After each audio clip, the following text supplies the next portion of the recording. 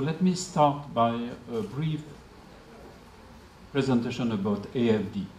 AFD is the French Development Agency, which is in charge of implementing the French politics in ODA cooperation. We operate through a wide range of financing tools which go from grant to loan and also to equity. We are able to work with private sector, governments, public utilities, private companies, NGOs, local authorities, regional authorities, and so on. So we have really a wide range of capacity to finance and also to talk to, because this is certainly,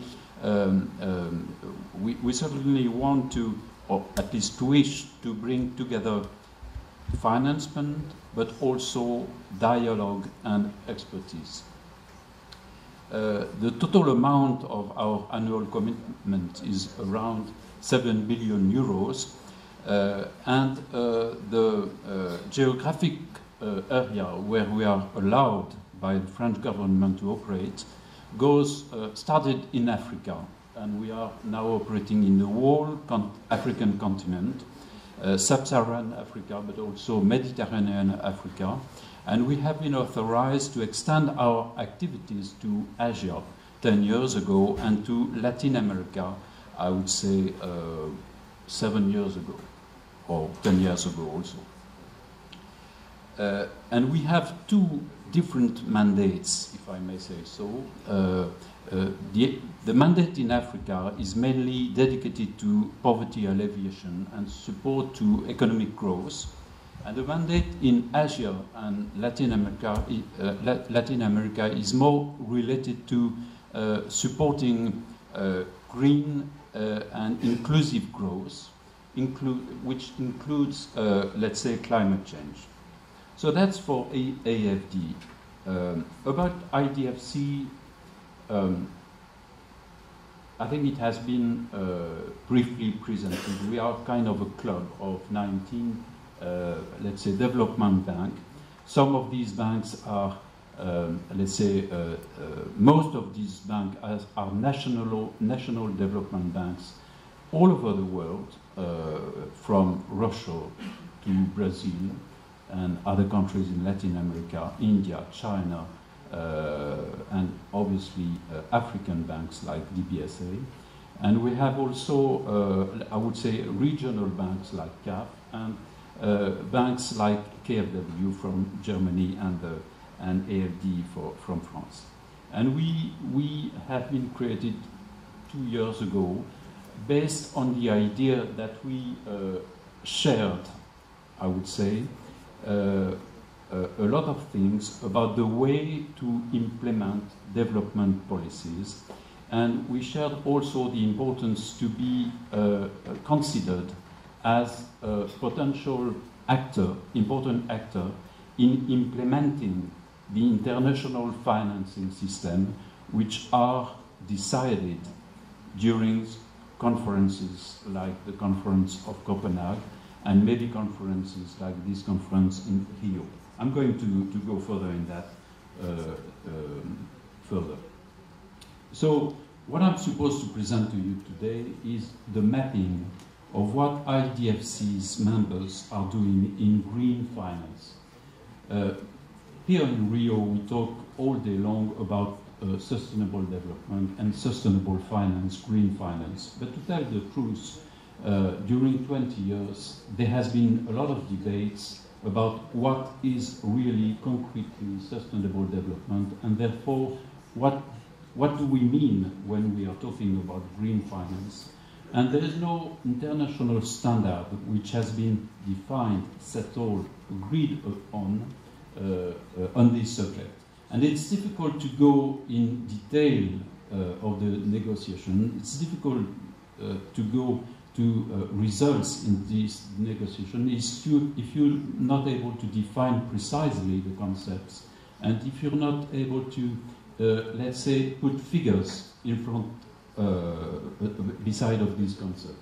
So how are you going to explain to the people that you are going to increase the financement to green subjects if you do not know what is the departure point, let's say. So we decided it would be interesting, at least for us, 19 of us, to try and figure out what was our total commitment in green subjects. The difficulty is that, as I mentioned, there is no definition on what green finance is. So we have chosen to propose our own definition, which is based partly of, let's say, OECD concept, but for other topics we had to decide what we would include or not include in the statistics, let's say. So you see that we have three parts of this green finance that we propose. The first one is well known. It's about green energy. It's about, let's say, greenhouse gas mitigation. It includes renewable energy, obviously, energy efficiency, budget support. It can include budget support to local authorities or government authorities and specific projects. The second pillar is about adaptation, and this is probably one area where it is more difficult to get into an agreement on what is adaptation and not adaptation. So we have included water preservation, agriculture, natural resources management, and also coastal protection, and some items like that. So we had to define or to choose positive, let's say, sectors where that we consider as included in green finance. And the last one is others, which is also important as it is included in the concept of sustainable development, which has something to do with water supply, waste management system, biodiversity, and so on. So, basis on this definition, we have, with the help of ECOFIS, we have gathered the figures. And now, what is the result? The result is that the total amount of the financement, which can be considered as green financing by the members of IDFC in 2011, is as much as 89 billion US dollar in 2011. From these 89 billion dollars, part of it goes to countries of OECD, because some members of IDFC are also operating in their own countries, and these countries can be from OECD.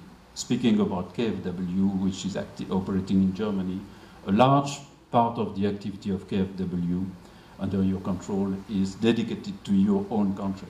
So this explains why there is such an amount which is towards OECD's countries. So what goes to non-